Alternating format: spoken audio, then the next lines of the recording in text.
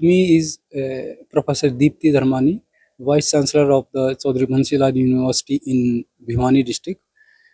She is the first women Vice Chancellor in any affiliated university of Haryana.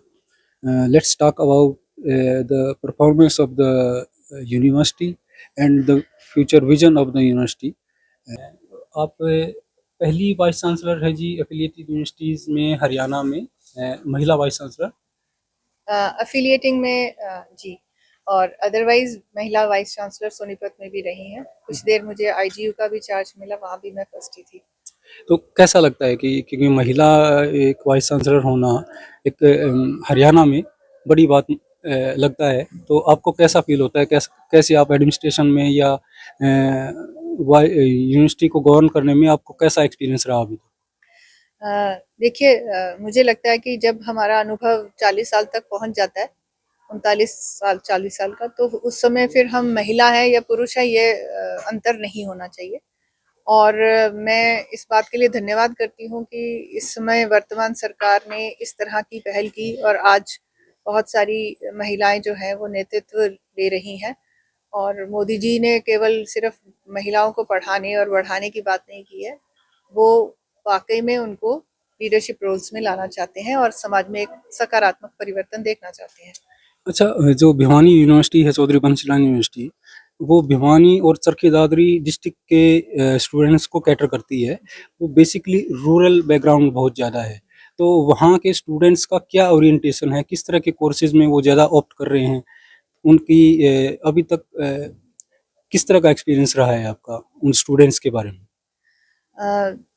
जैसे आपने कहा कि ये एरिया सेमी रूरल एरिया है और मेरे पास जो ज़्यादातर आने वाले बच्चे हैं वो भी रूरल एरिया से ही ज़्यादा आते हैं। 75% लड़कियां आती हैं।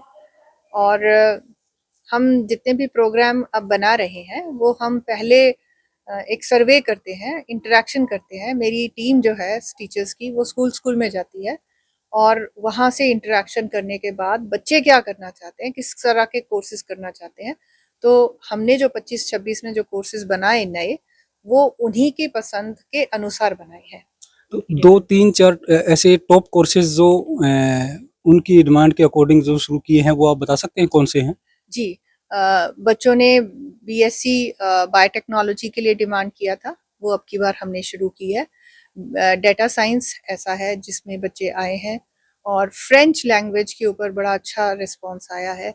बायो इन्फॉर्मेटिक्स जो है वो अर्थ एंड साइंस डिपार्टमेंट जो है वो हमारा दे रहा है, बहुत अच्छा रिस्पांस है। इसके अतिरिक्त जहाँ पर हमें अच्छे इंटरेस्ट एरिया दिख रहे थे बच्चों के, वहाँ हमने उनको डिप्लोमा कोर्सेज में ऑफर किया है। और जो डिप्लोमा कोर्सेज हैं वो क्योंकि यूजी के बाद हैं, पीजी डिप्लोमा कोर्सेज हैं, तो वो डिप्लोमा कोर्सेज एनईपी 2020 के तहत वही बच्चे जो है लेटरल एंट्री में एमएससी में चले जाएंगे। तो जॉब ओरिएंटेड कोर्सेज की काफ़ी डिमांड्स रहती है अभी हरियाणा में। लड़कियां हैं या लड़के हैं, जॉब के बड़ी जल्दी जॉब के लिए मतलब वो जाना चाह रहे हैं, तो उसमें कैसा एक्सपीरियंस है? प्लेसमेंट्स कैसी रही हैं? और क्या कैंपस प्लेसमेंट्स वगैरह का भी ऑप्शन मतलब है क्या फैसिलिटी आप? अभी आपसे शेयर करूंगी कि हमारे पास जो यूनिवर्सिटी है उसका बहुत ही लिमिटेड इंफ्रास्ट्रक्चर है। अभी हमारे पास कोई हॉस्टल्स नहीं है, कोई रेजिडेंसीज नहीं है, सिर्फ 2 ही ब्लॉक्स हमें मिले थे। लेकिन हरियाणा सरकार की बहुत ही सकारात्मक सोच के कारण हमें जो हमारी original BEd college of education था वो हमें मर्ज कर दिया गया है। बीएड कॉलेज को मर्ज करने का रीज़न ये था कि मेरे पास 36 एफिलिएटिंग कॉलेजेस बीएड के थे, लेकिन एक भी फैकल्टी नहीं थी जो उसको रेगुलेट कर सके।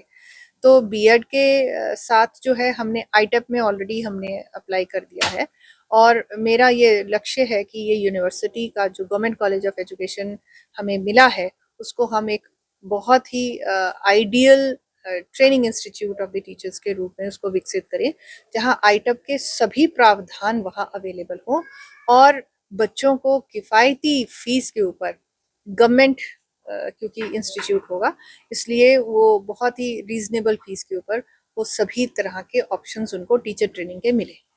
इसके अतिरिक्त जो प्रोफेशनल कोर्सेज हैं, क्योंकि क्लासरूम्स बहुत लिमिटेड थे, तो मेरी जो लिमिटेशन थी वही मेरी यूनिवर्सिटी की आज स्ट्रेंथ बनकर उभरी है। हम ये पहली यूनिवर्सिटी है हरियाणा की जो कि 7 into 12 मंथ्स काम कर रही है और बिना किसी एक्स्ट्रा अपॉइंटमेंट के कर रही है।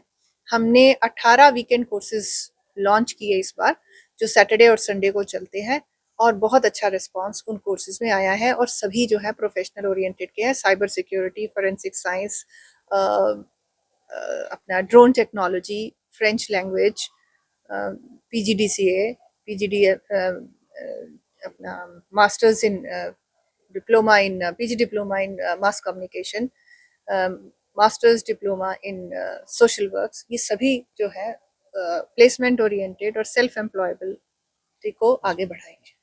अभी स्टूडेंट्स की स्ट्रेंथ कितनी है यूनिवर्सिटी में, और क्या टीचर्स फैकल्टी भी की भी रिक्वायरमेंट अभी है? मेरे ख्याल में शॉर्टेज है अभी। जी, जी। इस समय हमारे 30 जो है वो PG प्रोग्राम्स हैं, 13 UG प्रोग्राम्स हैं, और उसके साथ-साथ 18 हमारे डिप्लोमा कोर्सेज चल रहे हैं।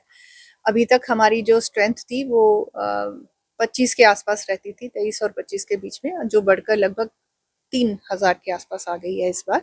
और एफिलिएटिंग कॉलेजेस के साथ मिलाएं तो वो 28,000 के आसपास स्ट्रेंथ है हमारे स्टूडेंट्स की। और इंफ्रास्ट्रक्चर में लिमिटेशंस ज़रूर हैं।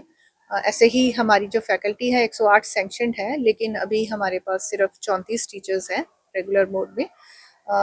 33 है, मतलब 34वां जो है डेपुटेशन पे गया है, और इस चीज़ को फिलअप करने के लिए मैंने काफ़ी सारे टीचर्स जो हैं वो डेपुटेशन पे भी लिए हैं, लेकिन जल्दी ही रिक्रूटमेंट्स रेगुलर की होगी।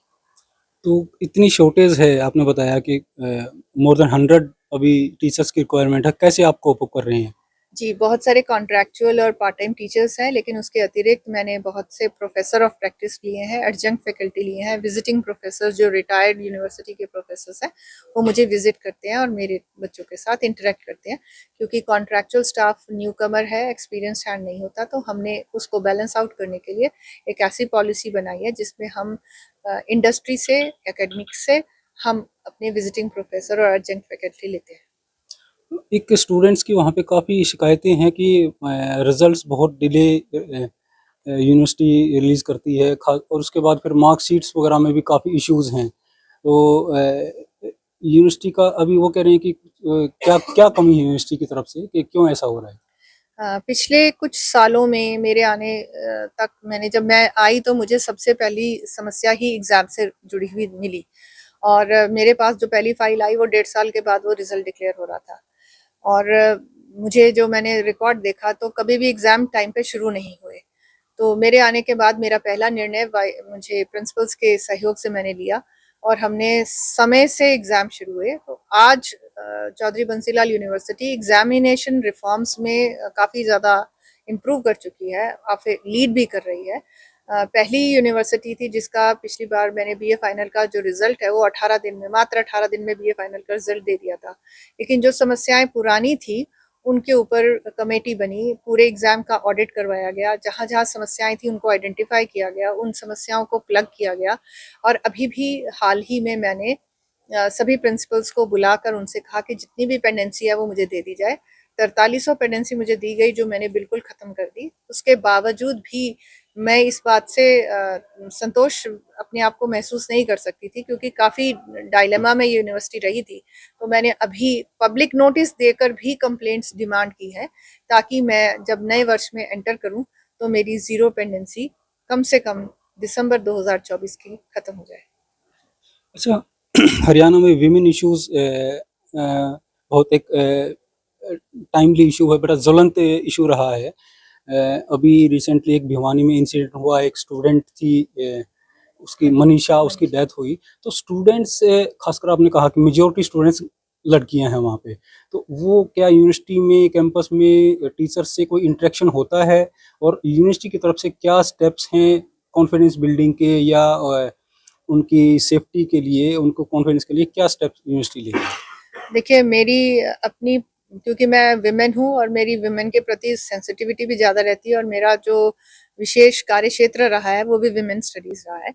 तो औरतों के प्रति और लड़कियों की समस्याओं के प्रति मैं बहुत गंभीर हूँ।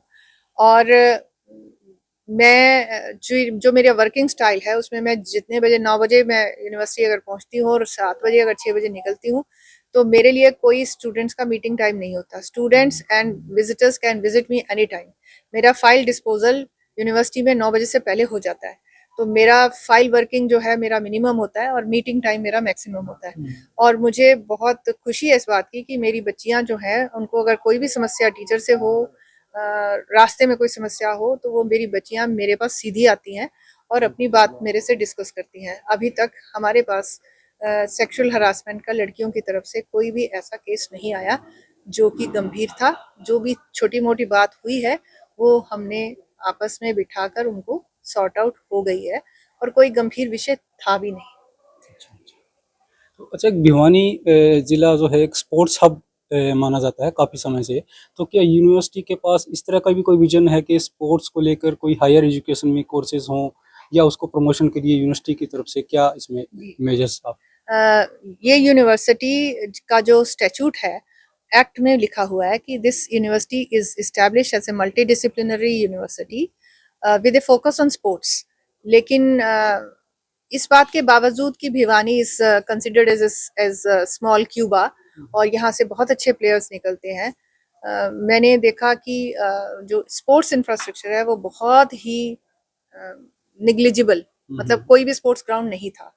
तो मैंने सरकार से भी अनुमोदन किया। खेलो इंडिया में मेरे 2 प्रोजेक्ट गए हुए हैं जो मैंने डिमांड किए हैं। उसके अतिरिक्त स्पोर्ट्स का इंफ्रास्ट्रक्चर बनाने के लिए मैं कमिटमेंट में हूँ और अभी भी एक ग्राउंड जो है वो तैयार हो रहा है।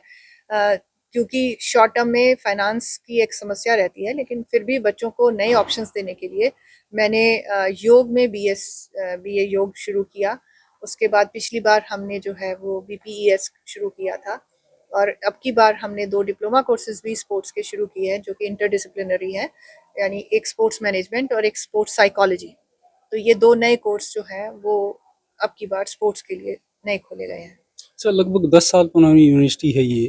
तो अभी इंफ्रास्ट्रक्चर की भी लिमिटेशंस हैं आपके पास। तो स्टेट गवर्नमेंट की तरफ से फंड्स के बारे में क्या फंड्स क्रंच है अभी यूनिवर्सिटी में, या सेल्फ सफिशिएंट कोर्सेज से आप फंड रेज कर रही हैं? अभी फाइनेंशियल सिचुएशन क्या है यूनिवर्सिटी की?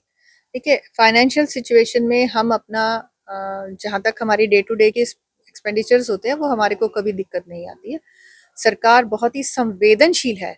मैं बहुत ही ज़्यादा कृतज्ञ हूँ इस सरकार के प्रति कि जब भी मैंने अपनी समस्याएं उनको कही हैं, उन्होंने बहुत संजीदा होकर, बहुत ही संवेदनशीलता से उन्होंने मुझे सुना। अब नया बिल्डिंग ब्लॉक बनने में 2 साल लगते हैं और इसीलिए उन्होंने मुझे गवर्नमेंट कॉलेज ऑफ एजुकेशन मुझ में मर्ज कर दिया, ताकि मुझे स्पेस भी मिल गई, मेरे पास एक नया कोर्स भी आ गया और सरकार ही उनको सैलरी देती है, सरकार ही हमारे इंस्टीट्यूट को सैलरी देती है। तो उस तरीके से फाइनेंशियल बर्डन भी कहीं पर नहीं आया। तो इस तरीके से सरकार की बहुत मतलब सपोर्ट हमारी यूनिवर्सिटी को रही है और मुझे आश्वस्त भी हूँ मैं इस बात के लिए कि आने वाले समय में जहाँ भी हमारी ज़रूरत होगी, हमारी सरकार और डायरेक्टोरेट जो है वो बहुत ही कंसिडरेट होकर हमारी समस्याओं को सुनता है और हमारी समस्याओं का निदान करता है। स्पोर्ट्स की जो फैसिलिटी है उसके लिए सबसे बड़ी चीज़ होती है, ज़रूरत है हॉस्टल की, क्योंकि 85% हमारी लड़कियां हैं। इसलिए हमें सबसे पहले ज़रूरत है कि हमें लड़कियों का हॉस्टल हो, क्योंकि अदरवाइज ये यूनिवर्सिटी एक कॉलेज की तरह चल रही है जिसमें आसपास के कैचमेंट के बच्चे आते हैं जब तक हॉस्टल नहीं होते। तो पीएम उषा में हमें 12.5 करोड़ का अनुदान मिल रहा है, जिससे कि हम शीघ्र ही उसका टेंडर होने वाला है और अगले 1.5 साल 2 साल के अंदर यहाँ पर एक विमेन हॉस्टल तैयार हो जाएगा। और ऑलरेडी हमने अप्लाई किया हुआ है। तो पीएम उषा एक है और एक अजय स्कीम है, पीएम अजय स्कीम, उसके अंडर हमें SC ST के लिए भी एक हॉस्टल लड़कियों के लिए मिल जाएगा। तो मुझे बड़ी उम्मीद है कि लड़कियों के लिए स्पोर्ट्स के लिए ये यूनिवर्सिटी एक बहुत बड़ा कदम उठा पाएगी।